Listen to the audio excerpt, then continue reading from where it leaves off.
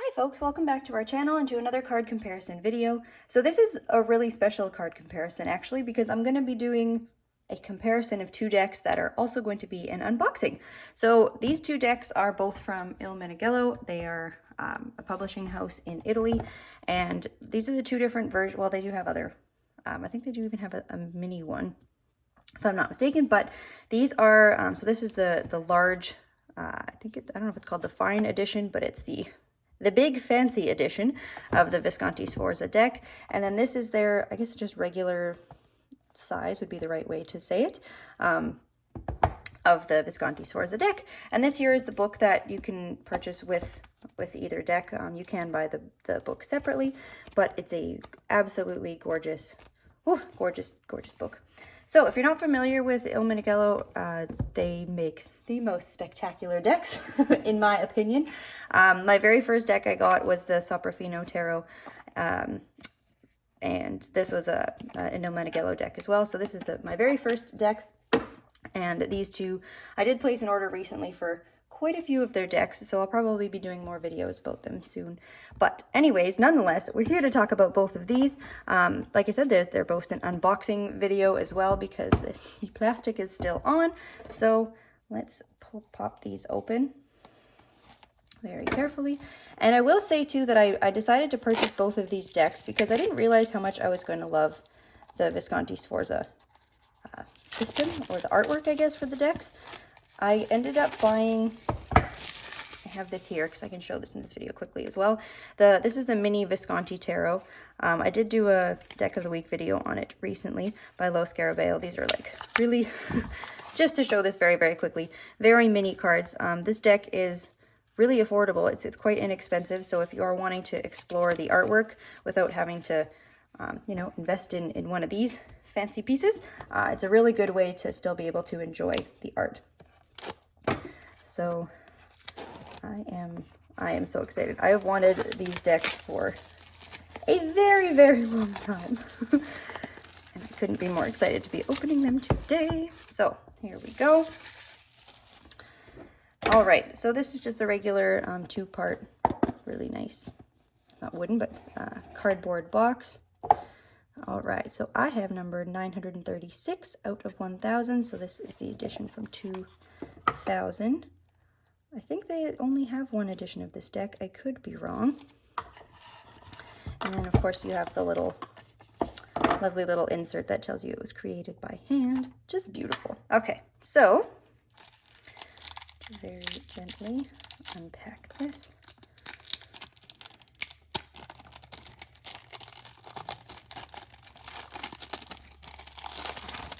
Don't want to damage the cards. All right. So I can already tell that cardstock is, oh, it's fantastic. Okay, so, yeah, this is the back. We just have a nice plain, I don't know, burnt orange sort of a back. I'll try and zoom this in so I can get a bit better resolution, but for now, just because this one is so big, I have to have the camera zoomed out. Okay, without peeking too much. Oh, I am really excited about this. Okay, so this is this little darling. I'm going to just put that back in here. Okay, and then now to open. Oh boy, got the lovely wax seal there. Okay, and you can see like these cards are huge. They are the full size, full meal deal, absolutely stunning. These large editions. I also have the Visconti Brambilla deck, and the cards are the same size. This one is, however, a full reproduction, and they did include, I don't know how to pull this off here very gently. They did include the cards that were missing. They did recreate them for this deck. So this is a full 78 card deck, and here I have number 697 out of 1,500. Amazing. So this is the second edition. There was a first printing of this, and this is from the second. Okay. Wow. Oh, wow. Okay. Let's see if I can, I might have to be cutting off. It's just the resolution is so much better when I can have it zoomed in like that. So what I might try and do is reposition my camera so I can do this here. Just give me 1 second. Okay, that's a little better. I've got the camera positioned a little bit higher, so we can start the flip through. I'll probably not comment on the flip through going through the first time. So if you just want to take a look at the cards, let's put some music on and I'll flip through all the images, and then I'll come back in later. We can talk about them, my thoughts, but oh my goodness, just these. Wow. The ink, I don't know if you're familiar with Il Meneghello decks, but the depth of the dark blues in their cards just absolutely floor me. Okay, so without further ado, let's take a look at these cards. I am so excited. I have wanted these decks for a really, really long time, so I'm glad that I'm capturing this moment on camera. So let's get going, and I will be back with you at the end of the flip through.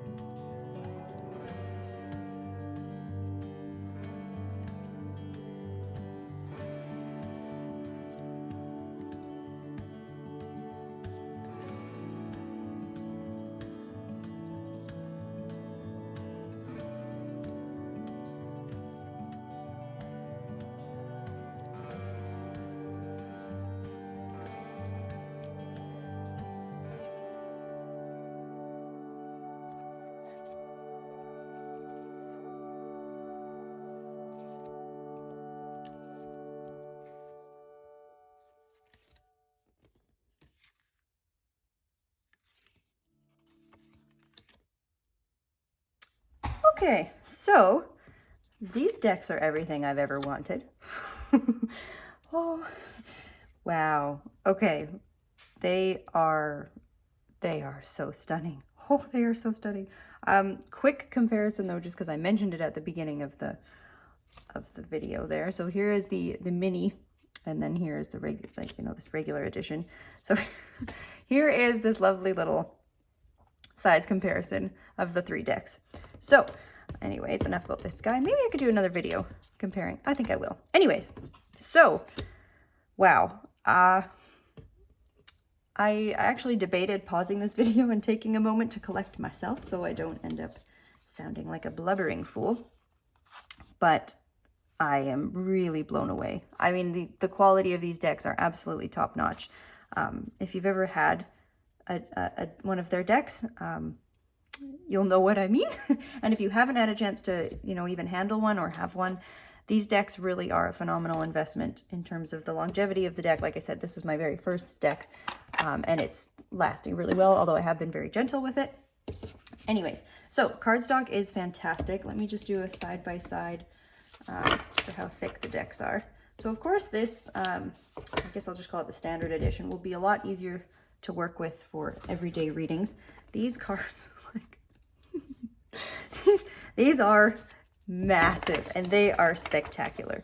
But let's take a quick peek here at the cardstock. So actually the cardstock of the standard edition is a little bit thicker, so we can, how many cards before we're even? There we go. So by about that much. Let me see if I can do a side-by-side this way so you can see. These cards aren't thin by any stretch of the imagination. Like, they both have really excellent cardstock. But let's see if I can. Yes, kind of. There we go. So, wow. All right, a few of the things that I noticed immediately from these decks is I think it was the Cups suit, especially the Cups court cards, that there were some of the court cards that were holding the cups seemed very tricky to see. And this I've known by comparison to having seen these decks. Okay, so here, let's take a look at this, because this is kind of what I'm really wanting to look at. So if we can see this, I mean, I hope that it's showing up quite clearly on the video here. This card is, you know, 7 inches away from my face, and I can't really see a cup here. You can very, very, you can imagine, I guess I should say, the outline of the cup that is here. But in this deck, you can see, I would say you can see it a little bit more clearly. It is, of course, very similar to the background color, so it is in many ways fading in, but you know what I mean? I hope that that's coming up clearly, that it has blended into the background a little bit more so on the standard edition than on the large edition here. Apart from that, though, the color style is very, very similar. There was one card that was very different. I believe that was the Lovers. Maybe, yeah, we'll go back to that in a moment. But I just want to quickly talk about these cups. So very similar situation here. I would say the outline on the Queen is a little bit easier to see as compared to the King here. But again, it's quite a bit more stands out quite a bit more in the standard, or the large edition here. Here for the page, that's not, it is, yeah, you can see that a little bit more clearly here, but again, quite a bit more easy to see here. And then it sort of fades a little again once we get to the Knight.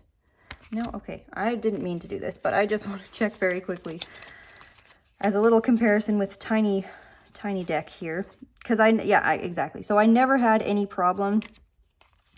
This deck has had a lot of enhancement, I would say, the mini version, and of course a couple of the surviving cards, or the surviving cards did not include the Devil or the Tower, so those were recreated. Anytime you get a different publisher, you will get a different rendition of that card. So where is the cup? There. Okay, so just a very quick, so you can see yeah how much easier it is, because they've really lightened up the background here. And to my understanding, Il Meneghello has the scans of the original decks. So a lot of what they try and do is a historical reproduction. They try to do very little in the way of modifying or enhancing or brightening certain things. So when I'm holding this deck, I imagine if I was ever lucky to hold the original surviving deck, I think it would look almost exactly like this. So a lot of the reproduction of the Visconti Sforza decks have made certain elements more vibrant and easier to see.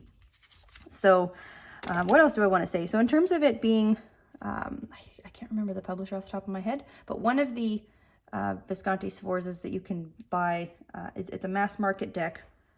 Ooh, and I can't remember. They've got like gold foil and really, really shiny foiling, I guess, on the cards. This does not have like a metallic sheen to it, but there's almost some sort of, I don't know, it must be in the ink that they use. It does kind of look like a metallic ink. There is a really beautiful shine to these cards when they hit the light. Do I see it? It doesn't seem to be as evident, I don't think, with the large one, but the depths of these blues, I need to read a little bit more and figure out what they do to get these blue tones, because they could suck your suck your consciousness in and just get lost in the blues of these decks. So also, as you noticed there at the beginning, if anyone else had a small heart attack, that the majors, a couple of the majors were out of order, and I was just for a moment very fearful that I was missing that Lovers card. Alas, not a problem. So thanks for bearing with me on that flip through. Of course, because this is an unboxing as well, I didn't get a chance beforehand to put them in order. Also as well here, I really like on the, this is the 10 of Cups, that they've preserved what I imagine was some sort of stain on the card. And they've done that for both decks. So I think either one, if you are looking to pick one of these up, it really looks like they are both very accurate reproductions, as this publishing house is really known for doing. So let's talk about some of the major cards here. Let's take a look at them. So pull these back out. All right, so the World, absolutely beautiful. They, like, a lot of the cards look, you know, the artwork is pretty much exactly the same. This one is just smaller and this one is larger. There's not a whole lot difference going on. The main thing I did notice though is sort of the undertone colors, I guess, that you get. So you can see like the browns are a little bit different. This one is almost more of a coppery brown, whereas this one takes a little more of a gold color to it. But again, there's almost, it's not shiny by any means, but it seems to have like a metallic underlay in the ink. It's really nice. It's almost reminding me of the medieval Scapini deck. Maybe I should pull that one out after. And it doesn't seem as shiny as that though. And also these are I guess you would call this a matte finish. Like, they're very papery feeling. It's not a gloss or laminated finish on these. The other thing I will say too, and I'm not comparing by any means which deck I like more, because I adore them both for different reasons. I think this one will be easier, of course, for readings, because it's a very manageable size, but don't get me wrong, I will be reading with this bad boy, absolutely. Another thing they preserved as well here is what I imagine it appears to be like a tear in the card, or some sort of damage on the original scans. I'm sorry, I will stop doing this. But I just want to see, because I'm 100% sure, and that was not something that was kept in this reproduction here. Now, watch it be the very last card. Darn near. Okay, so yeah, here's just one more example where they've kind of doctored it up and made this, you know, the lines are a little more crisp, and things have kind of been enhanced a little bit. So enough of that deck. Apologies. So yeah, I mean, they are spectacular. Pretty much, very much so exactly the same. Again, the tones are a little bit different, but they're it's more so in the background. Like, you can see the dress colors are really quite similar. Again, we have that metallic almost in the lines of her dress there, where this one doesn't seem to have that metallic ink to it. But the card, let's talk about the card I was really wanting to talk about. So again, like I said, the Tower is one of the cards that didn't survive. So this is their reproduction of it. And I'm really glad that they did decide to reproduce the missing cards in these decks. Otherwise, they would be incomplete, which is, you know, less fun to read with. So then we have the Devil here. Death. I love the Swords of Death. Oh, he's gorgeous. So moving right along. Okay, and again here, like it just seems on this deck, on the smaller size, we kind of lose some of the, I guess, ability to see the detail of where this person ends and the background begins. So where we've got this more coppery, shimmery, very, very beautiful background, it does seem to eat away at, you know, the ability to see. Like you can still see it, right? Because it looks a little bit more smooth, and then we have the more background. But in this image, it's quite a bit easier to see. Anyways, okay. Oh, this hermit is fantastic, and a very similar thing. I'm not going to point it on every card, but with the, if you look at it very closely, you can see sort of the outline of the timer there. And okay, but let's look at, and this is a similar one where kind of both have, you know, like you can see, like if that was either some sort of damage to the card or something. I just love that it was preserved in both. I think these decks are just fantastic. So this is, I would say, visually the most different between the two cards. Everything else really seems to be on par, being very similar. Sorry, I'm very used to picking up and holding the cards closer to the camera, but this deck kind of needs to stay down, otherwise we lose it. So here, yeah, in the smaller standard size edition, they have chosen to use a much darker red background that is also used for the lady's dress here, and not so, okay, well, just for the sake of showing the color. Yeah, so that's very different. I love them both. I don't care. They're both great. It's also kind of, man, this is a very different, I don't know, it almost looks like the little Cupid sort of figure here is, I don't know, is he covered in blood? What's going on there? It's fantastic. So, yeah, I don't know if there was any other key points I wanted to say necessarily about the majors. I'm very happy that they are all here and accounted for. Something I love, and I probably mentioned it in other videos, is that I adore a deck with sharp corners. I really think it gives a different, you have to have a different level of respect, I would say, when you're shuffling a deck with sharp corners, because it's very pointy. It can hurt a little bit if your shuffling isn't you know, nice and smooth. It's going to poke into your fingers. I don't know, and maybe that's just a strange thing, but there's something so timeless about a nice square cornered deck. I find them, because there's not as many, right? A lot of decks, most decks on the market do have a nice soft edge, and it's wonderful. And this one does have the rounded edges as well. And no, I would never cut, I would never, this is not a deck that I would ever modify. I would never modify anything I ever got from Il Meneghello, personally. But anyways, so here are the two decks. They are magnificent. They are everything I have ever wanted in decks. This large edition is really nice. It's got the, I did show this before, but it's a really nice two-part. It's not wood, I believe. Is it? Almost feels like a very hard cardboard. It probably has a wood insert. It's a very sturdy box. Zoom that out a little bit so you can see that there. Yeah, and all of their decks are limited print edition, so every deck you get from them will have some sort of number associated with it. But yeah, so this is my unboxing slash first look slash comparison of the two Visconti Sforza decks that I have from Il Meneghello. The, I don't know what to call this, the fancy large limited edition and the standard size, regular size, phenomenal working with size edition. I'm really excited to have a little bit bigger cards of this, because like I said, the only Visconti Sforza deck I had previously was this here little mini guy, and it's a really great way to get a sense of the imagery and see if you like it, because these decks aren't on the inexpensive side. Actually, just looking at that Ace of Coins, let me quickly flip to that, because that one I did seem to be, yeah, look at this. I think the coins show that metallic beautifulness pretty well. Here, okay. And maybe it was just because I was sort of focusing more on the flip through, but I thought they looked like the color in the ace was a little bit different. Well, it's upside down. So perhaps that was what I was looking at. Yeah, I guess it's not, I don't know. I think it's probably more a matter of just that brown sort of tone that we've been talking about. Yeah, no, they're pretty much the same. Okay, lovely. Wanted to just double check that.